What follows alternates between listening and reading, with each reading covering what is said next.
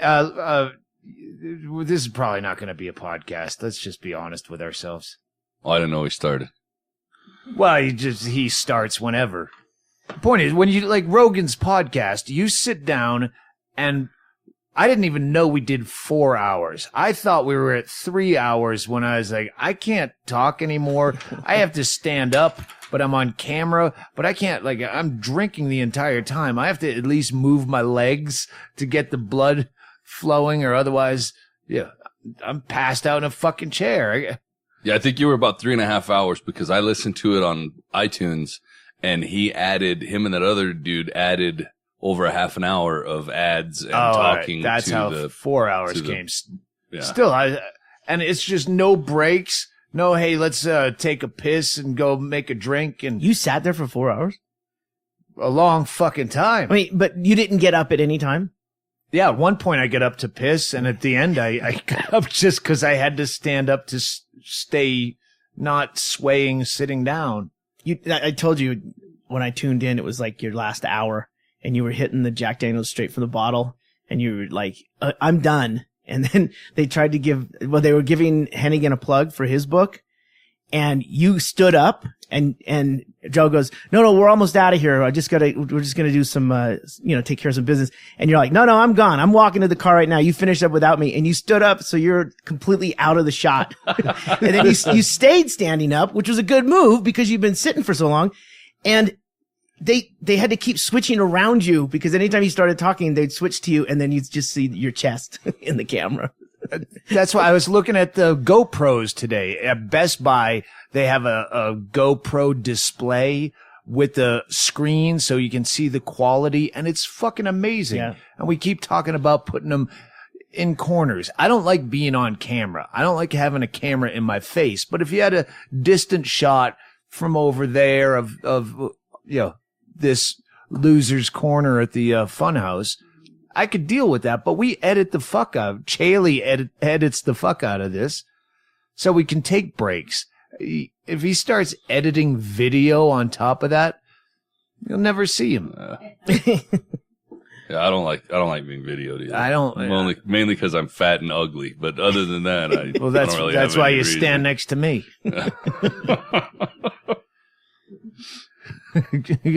Get used to being on video, sir. I wanted to ask you about Rogan's facility. That's what I say. He's a fucking monster. The facility is beautiful. Last time I was there, when I think he got angry with me because I passed out. They were smoking so much pot, and then there's that big comfy couch. It was at the Ice House.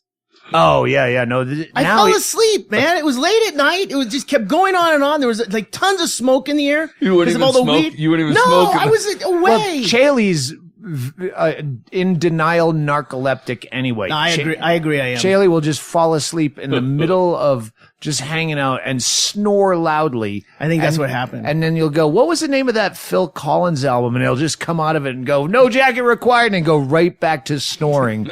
It's the most bizarre thing, but yeah, the amount of energy and interest that Rogan has, where it's just relentless, and he's been doing shit all day, just whatever he does, from the gym to the thing to the interview to the documentary filming to the gym again, and then 4-hour podcast with nothing planned out. At least, before we do a podcast, I go, "Did you do anything this week?" Rogan just, anytime. He could do 100 podcasts a day, and they're all 4 hours. He was mentioning about how Bill Burr just sits there and just crushes it like by himself. Just bam. He's very consistent. I'm like, Rogan, you were almost there. You're almost at that point to where you are in an autopilot mode and you start going, and next thing you know, it's 4 hours later. I mean, he's right next to Bill Burr on that.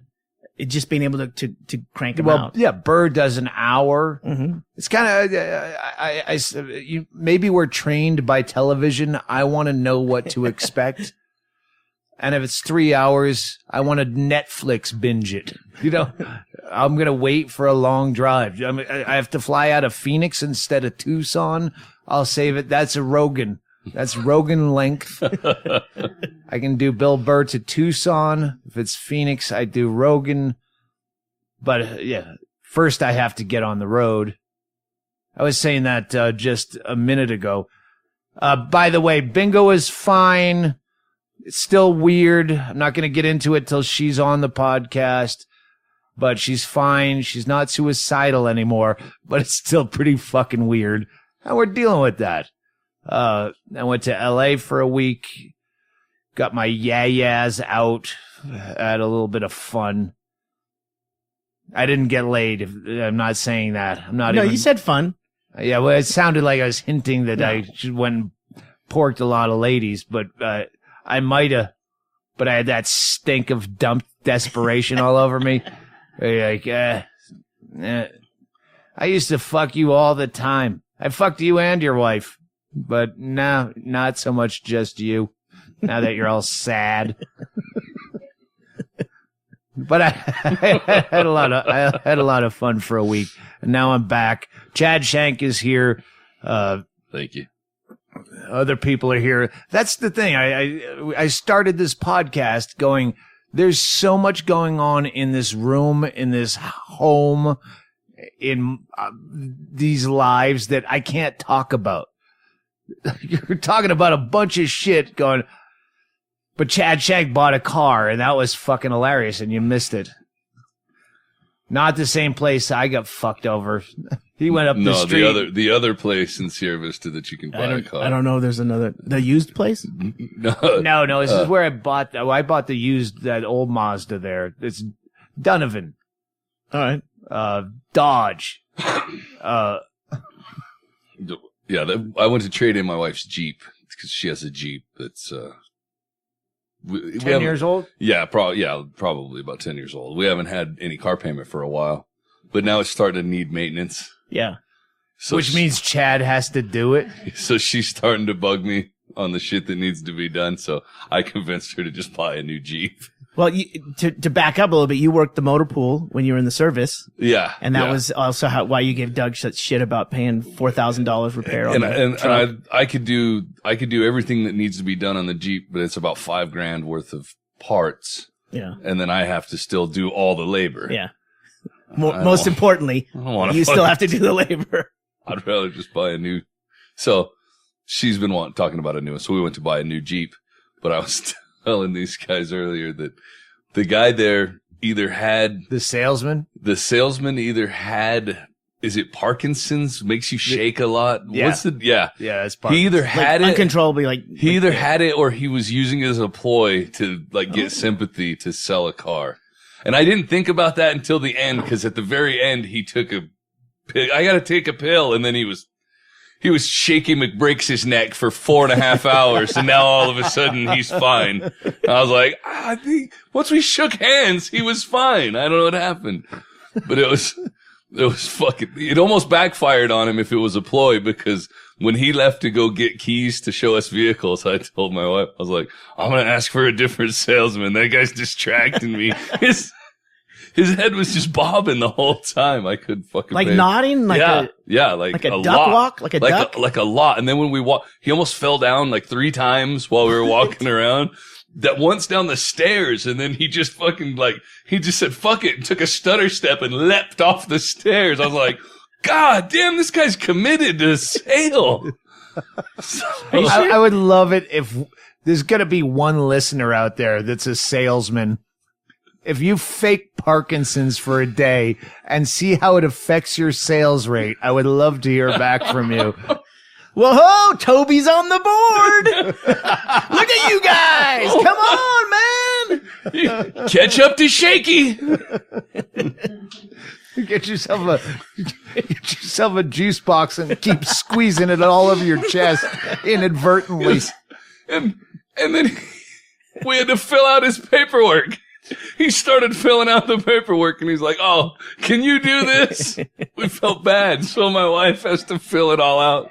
And when you buy a brand new car, that is a fuckload of paperwork. Yeah. Oh, yeah. If you haven't listened to every podcast, Chaille and I, when I bought a car last year, And Chaille timed it on his phone to see the how timer on. quickly Stopwatch. we could go in and out, because I that's the one I want. I knew what I wanted, didn't know what colors they had, saw it immediately. I'll take the red one. Let's go. How much for the trade-in? That was done in 20 minutes. We also tried to in the effort of saving as much time as possible, because you said we want to get out of here in an hour, and he's like, we'll see what we can do. And then we said we don't even want to drive it. And then we found out it's against the law for him to sell you a car unless you take it for a test spin. Against the law or against their company policy or whatever. But that was another 15 minutes. Brand new car. How shitty is it going to drive?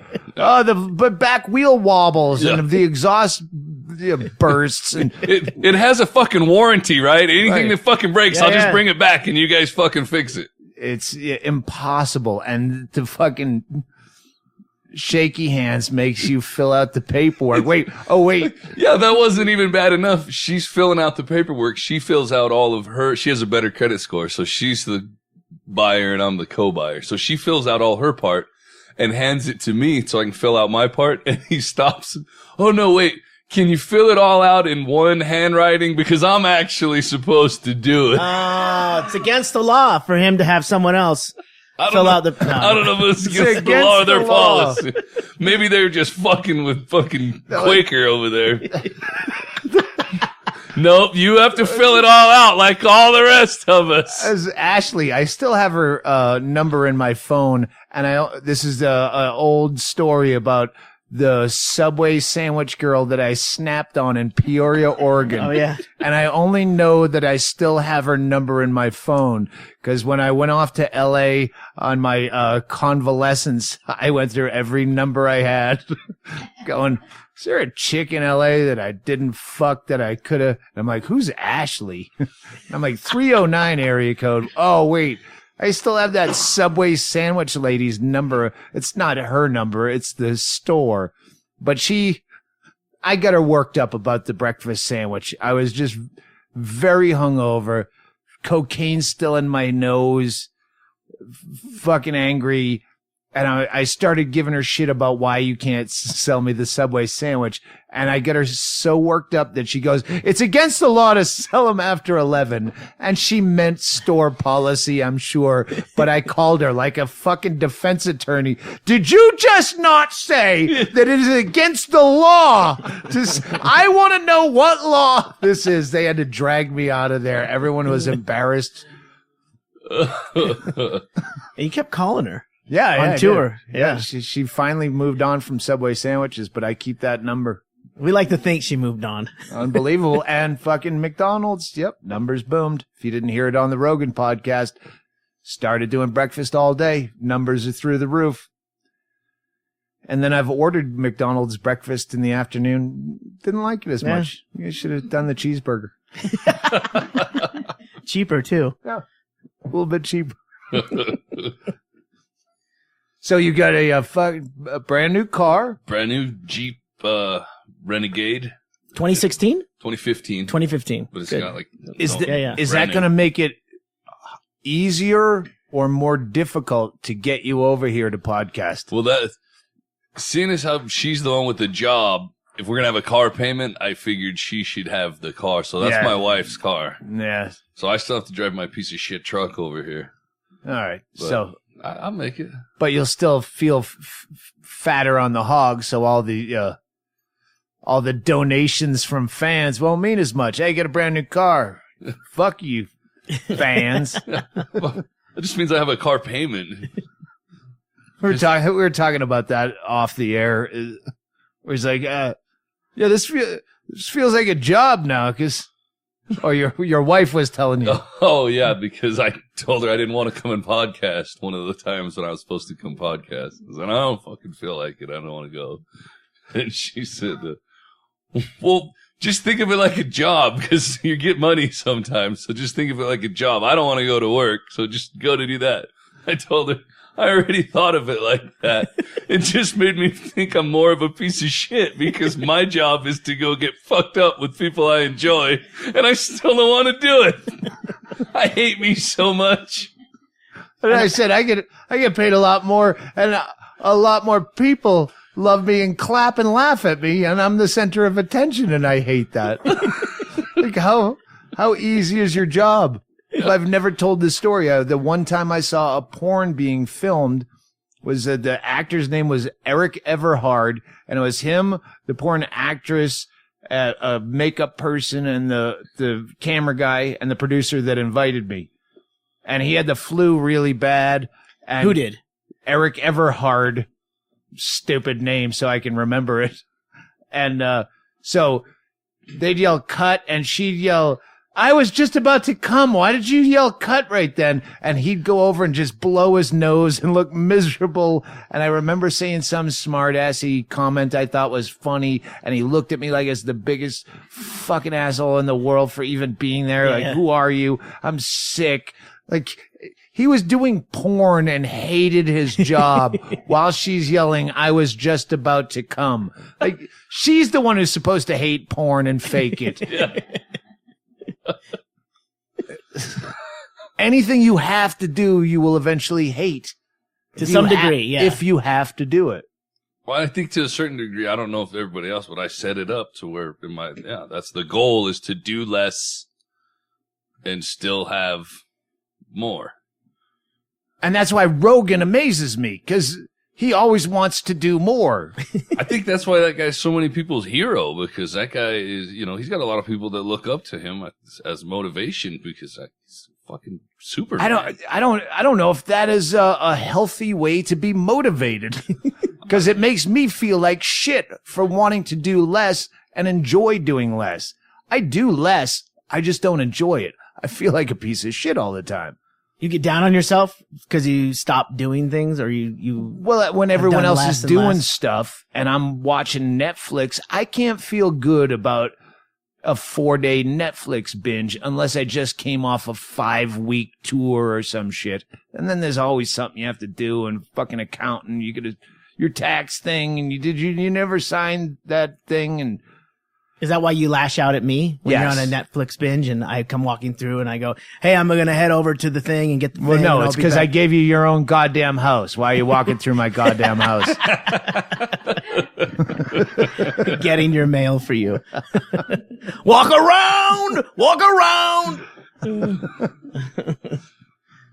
I had some fun Twitter marathons while I was in LA in the off time, where I was just sitting there fucking stuck waiting for a phone to ring. I'm like, oh wow. I don't know what started. I was tweeting all these fucking A-list celebrities of every brand. Females. Yeah. I don't think I found Meryl Streep, but everywhere from Carmen Electra up to Goldie Hawn, asking them for dates. And I'm sure I probably lost Twitter followers on that, but I was sitting there alone, hungover and stir crazy and just laughing my balls off. And I'm sure it wasn't funny to anyone but me. But that summer camp, been up too many hours, giggle at everything. No one's there to tell you to stop. So I just kept going. And then I finally had to leave. And I go, I don't want to leave. I want to keep doing this because I'm fucking literally crying, laughing. And then 2 days later, Abe Vigoda. And I get a flight booked. I got to leave. And they weren't even that funny. I just dumb Abe Vigoda tweets. If this could happen to him, it could happen to any one of us. Reminds you to stay close to your loved ones. Weren't you doing those from the airport? I think I You had probably to have been, kept yeah. doing them from the Yeah. airport. But yeah, that kind of silliness where you go, at that point, I was stuck. I had nothing else to do. I couldn't go anywhere. I had to go somewhere eventually. So I didn't feel like a piece of shit. I was out there to, get away from problems at home. And, it wasn't like a coming back here where I have a fucking stack of legal pads of shit and projects. I was stuck out there, so I could sit there and goof off and just laugh my balls off like I used to do with the baiting stuff. Where I had that kind of time to sit around baiting pedophiles for 14 hours and not feel bad about it. Like I was just laughing my balls off, and that's what I used to do. And now every time I try to do that at home, that's why I always leave. Well, I always leave everywhere because I wake up ashamed of myself going, oh, I better get the fuck out of here. Before anyone else gets up. That's interesting because some of the comics that I would book up to Chilcoots in Anchorage, Alaska, when they would go up there, I don't know what they were telling their agents or whatever, like, yeah, there's no internet in Alaska, because they would go up there and they would be off the grid for a week and they would party and hang out and not have to fucking do, I guess, the regular things they have to do down here in LA. Not here in LA, but you know what I mean? Down where they're from, they get into that thing where there's always something to do. And then when they get up there, that's why they want the rebook so quick. I remember a little vacation. When we used to go to Costa Rica in the early days, the early 2000s, and there was no cell phone. You had to go to an internet cafe to check it, and it's a long walk. You didn't hang around on the internet in an internet cafe. So there was no YouPorn. Or dividers. And Death Valley, just where you're just completely, and you don't have that anymore. Now even you leave the country to a remote area, if you're not on your phone, it's because you're too cheap to get the plan with the 4 gigs or whatever it is, and I don't even know. Well, I mean, I do the podcast with Matt Becker while he's in Costa Rica now. I mean, Matt Becker is able to broadcast through Skype from his house in Costa Rica. In the fucking jungle. And he's the one who set the network up. He's near crocodiles. No. You have to wager on whether there's crocodiles in that river to get a quarter mile from his house to the beach down a trail through. You forge 2 rivers and you go, no, I don't see crocodiles. Do you see crocodiles? Let's skip some stones to scare him off just in case. He told me when I was already hip deep about, oh yeah, this is the place where I was telling you about where there's crocodiles. Then you're like, fuck, and you get across. It's like, you got to go back across when you're done playing on the beach. Yeah. That's not there's crocodiles. I don't know if they were in that thing, but as soon as, Becker wouldn't tell you. He wouldn't be honest with you about it. Yeah. He'd play to your weakness. Totally. If you think there's no crocodiles, he's going to tell you there's some. If you're sure there's none. We could take Chad Shank to Costa Rica. No? I've been farther away from my house with you guys before, and I don't like it, so. Well, yeah, there's no real people down there. Costa Ricans are all, yeah, but getting there. Yeah, that's the problem. That's why I don't go, is fucking border shit. Well, and then I don't know how I behave. Somebody fucking acts like an asshole, and then I act like a bigger asshole. But then, Becker and I got into a fucking blowout, and I walked the beach to the next town. Ugh. Yeah, we made up. Yeah. But yeah, we walked to... In Tamarindo? No, this is down up to Honkiao. We were at that one... So south. You were south of Tamarindo. Yeah, then we walked all the way up to, I don't know, where the pigs were or something. It was miles on the beach. We just walked miles of beach to the next beach town. It's fucking great. You just get lost. We hitchhiked once to the next town just because we were day drunk, and we could hitchhike on this dirt road, and some Ticos picked us up in the back of a pickup truck, and we flipped them a 5 or a 20 when they dropped us off at the next town. We'll figure out a way to get back. But I don't know how much it's overgrown since those days. Or not. I was just talking to Becker about like the roads, and they're worse now than they were last year, according to him. But I mean, most of it's not paved. I mean, when you're moving around off of the main highway. Oh, and I'm talking about just the towns themselves and the traffic and all that shit. I always try to find a new place. Roatan is that place we went to, that island off of Honduras that Bingo and I liked, and I always thought of going back, but Delta doesn't go there, and I'm a cunt about the miles. They didn't fly into Roatan, did they? This is when I was jumping ship to United just to see, but I stayed with Delta. But go ahead. Was that way back in the Goosekirk Is that how far back it was? No, that was like 4 years ago. Okay. I'm getting I confused. dipped my toes in the fucking whore water of United Air. Delta didn't leave me for a fucking lumberjack. All right, let's take a break, and we'll be back after we piss. Great news, kids. The much-neglected merch page on my much-neglected website has been taken over by Ggreg Chaille. So we have tour t-shirts, podcast t-shirts. We have Pop-Off Vodka Presents t-shirts. Get them before we get sued, before we get the cease and desist. And a whole shitload of CDs and DVDs that span a lifetime. A sad, tragic, bloated lifetime of my fucking horrible thoughts and pontifications. So help me get that shit out of my crawl space. Thanks for that. And now, back to the podcast, previously recorded.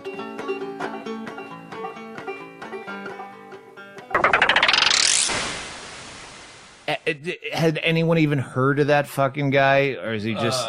I think he had a song at some point, but there's a whole other group of people. He's just the one that brought this to light. There's like a whole group of flat earthers. Well, there's been flat earthers forever. I didn't know that. Oh, yeah. Really? Well, at one time they thought you would sail to the edge of the earth and then fall off it. Yeah, I thought that Christopher Columbus fucking proved that wasn't true. That's what they taught me in school. Well before that. The two paragraphs I read on Newser was said something about the people who believe that the Antarctic is the block of ice that stops you from going off the edge. Like and then I was sold. Now I'm a flat earther too. Well, it all checks out. I mean, there is ice. All the science I need. Well, I think that's people sometimes try to win arguments with that. Well, you don't know for sure because you've never been. No, you're right. I've never been on a fucking boat that tried to sail all the way around. So I have to trust the people that say they have. I never met Mozart, but I'm pretty sure he existed, and his music is available. If you're spending that much time thinking about how flat the earth is, you're too high. It's like, what does it matter? You know how to get to the store? You know how to get to your next gig and get through the metal detector wrapper? You don't know his name? No. What, do you know it? No. I didn't know if anyone knew it. And like, is he just doing this so people go, look at this guy. He's a rapper and he believes. Well, he didn't do it well because you don't know his name. Well, to do it well, you would have said at least his name. I think I know Run DMC and the Sugar Hill Gang. There's Big Bank Hank. Who's that? He's Big Bank Hank. He's everywhere. So just throw your hands up in the air. He's the guy that doesn't think there was a moon landing. That we faked the moon landing. That's that guy. Big Hank. And Wonder Mike. He doesn't even know he's free. So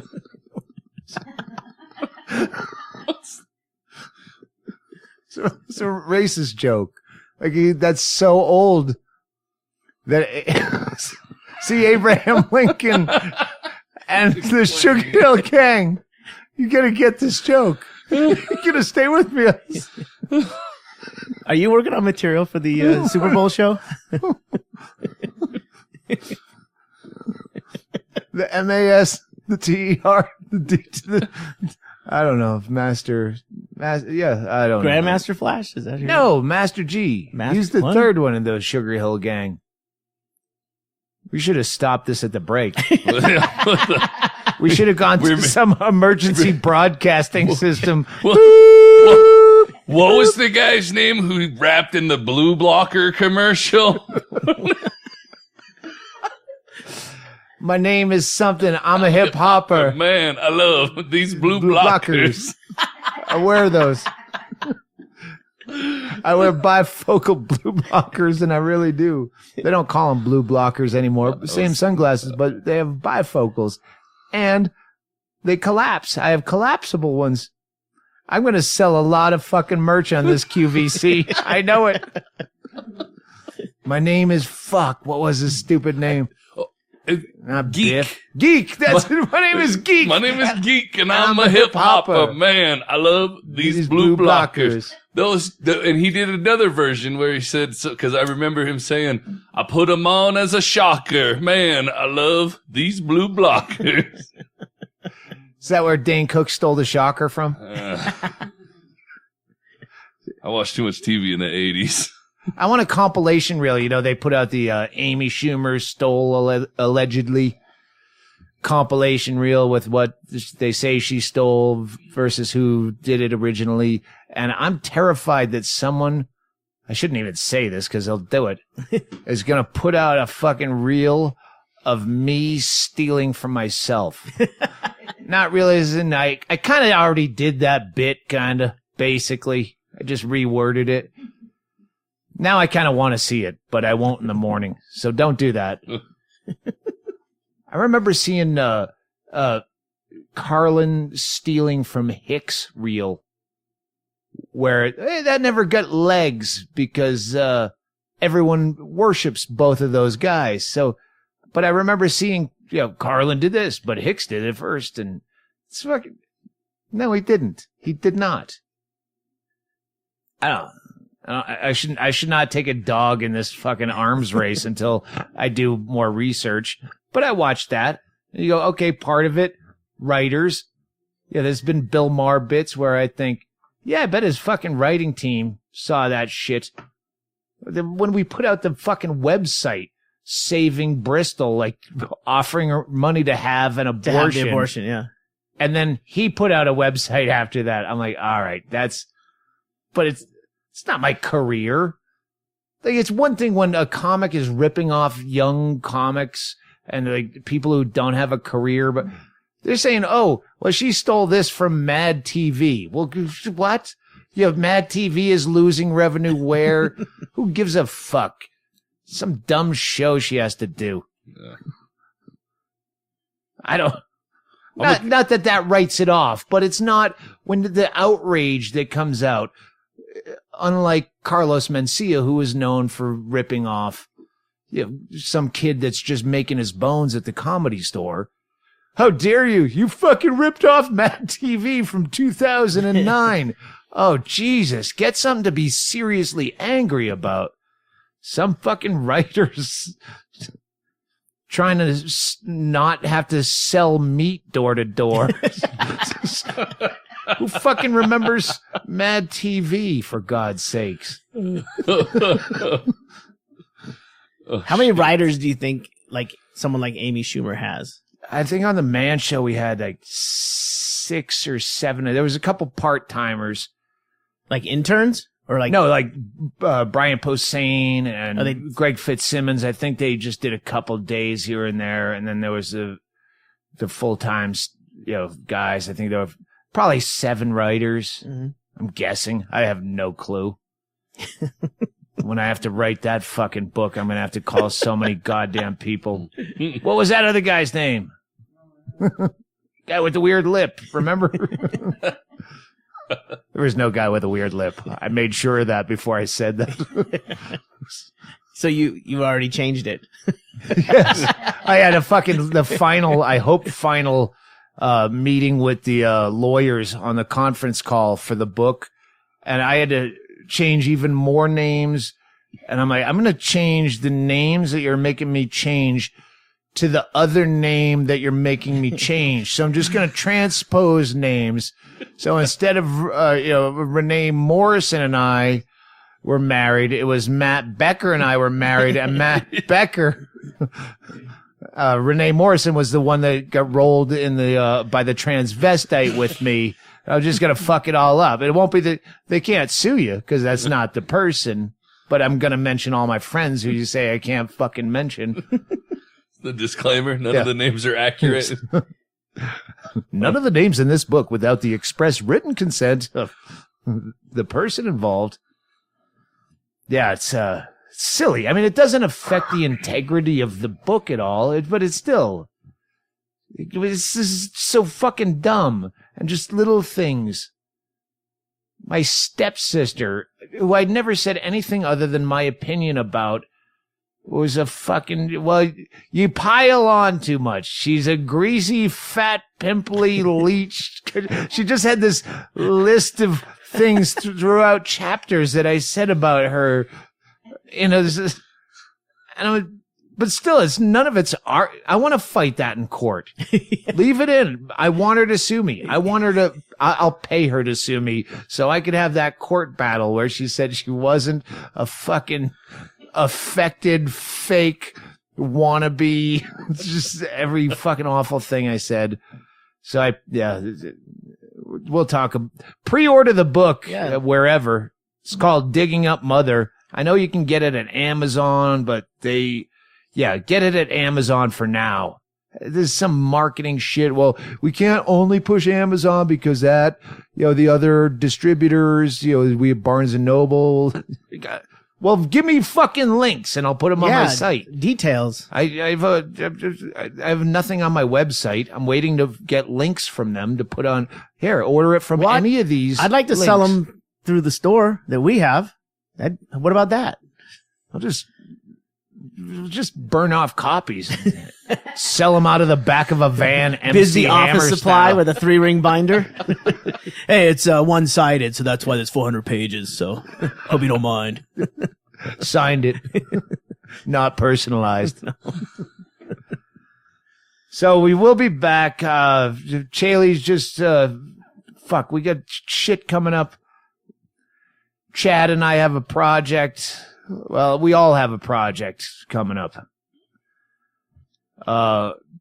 We got Super Bowl, which no one gives a shit about. Fucking Denver versus Carolina.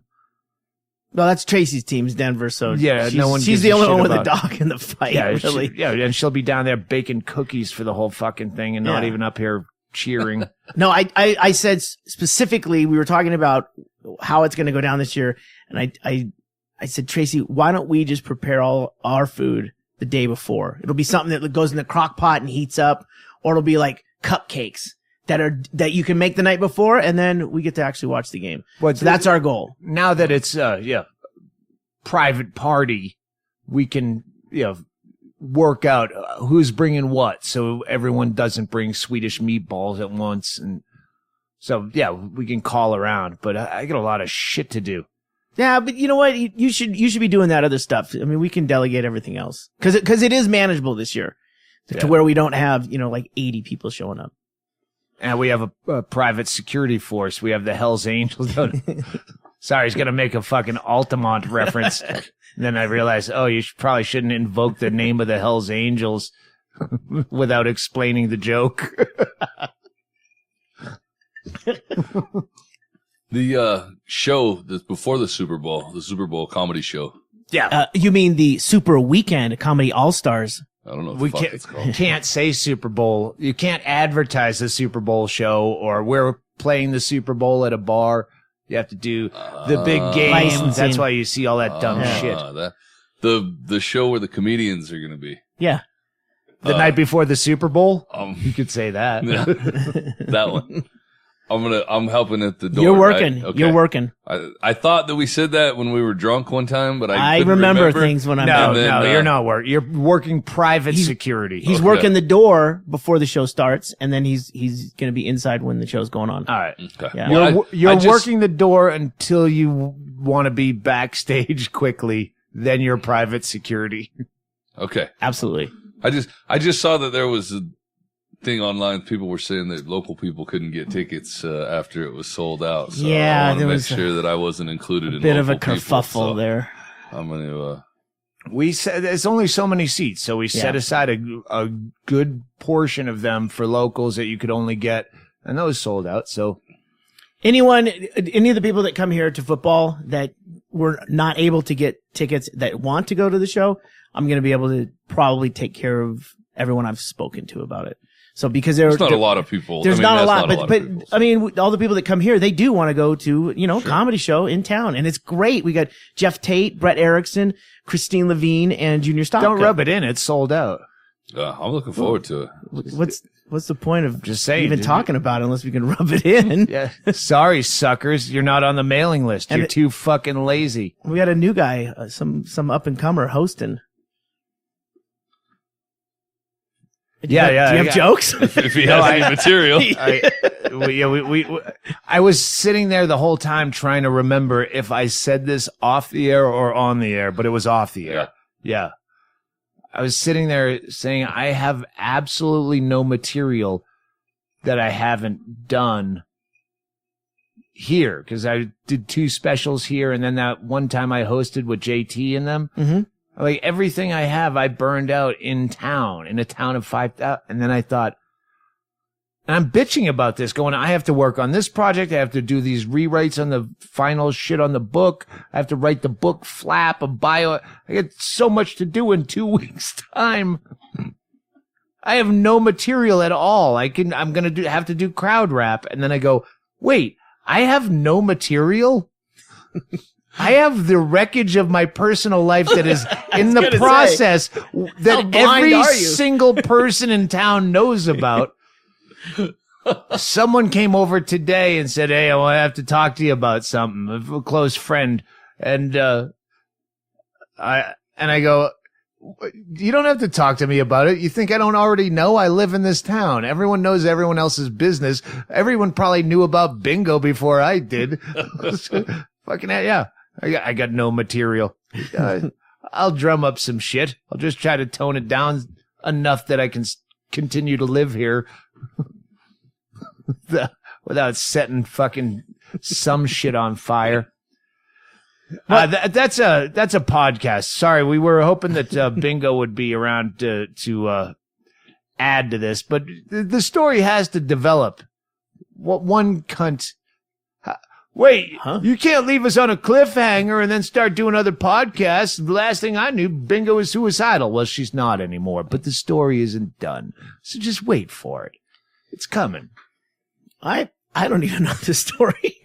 I don't know the story. Yeah. I'm not asking a lot of questions. It really is. It's uncomfortable at times because like we all went to Sierra Vista today and enjoyed a nice sushi meal and long spats in the car with no talking. But it was... I mean, we were listening to Stern and stuff, but at the same time, it felt uncomfortable because I really don't know what's going on. But you know, things have been moving along. It's very strange now. Even when you showed up tonight, where my first thought when we're around here is save it for the podcast, and I know it cheapens it. Chad goes, he told me that whole story about the car dealership, and I'm like, fuck, why aren't we recording? He's like, I thought maybe once I could come over just to have a drink with my friends and not have to fucking perform. I'm like, yeah, but it's wicked funny, though. Yeah. We spend enough time just staring at each other over drinks, not saying anything. Yeah, I don't mind. There's a reason to it. When people say, hey, I'd love to come down and just, talk. I don't talk. If I have anything to say, I wait till you hit record. I'm a fucking mime until then. Painting. Well, and nobody pays me money to sit and tell you stories with nobody listening. Yeah, without the mics. Hey, let's close on that. 212 Van Dyke Street, Bisbee, Arizona. Once again, that's 212 Van Dyke Street, Bisbee, Arizona, 85603. Send shit. We love it. I get a whole stack of stuff to thank people for, but it's going to have to wait till next time. You want to wait? Yeah, we'll wait till next time. I swear, next time I'll be more prepared. How many years have I said that?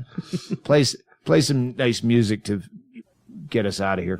All right, now, I'm real fast. Let me tell you what I think, and this shall come to pass. My name is Geek. I put them on as a shocker. Man, I love these blue blockers. Everything is clear. They block out the sun. Oh, yeah, I got to get me some. Everything is groovy now, no bull in my speech. This is what I do up and down Venice Beach. My name is Geek. I'm more than a hip-hopper, and I'll be cheap in my blue blockers, yeah.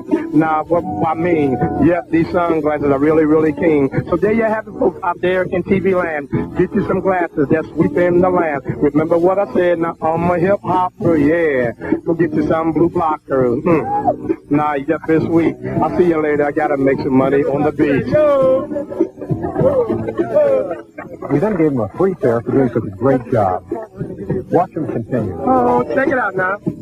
Because what you heard me say on TV, they give him these pairs of blockers for free. Everything is fake, now listen to me. Like I said before, they gave them to me free. You can get them where? You gotta order them on TV.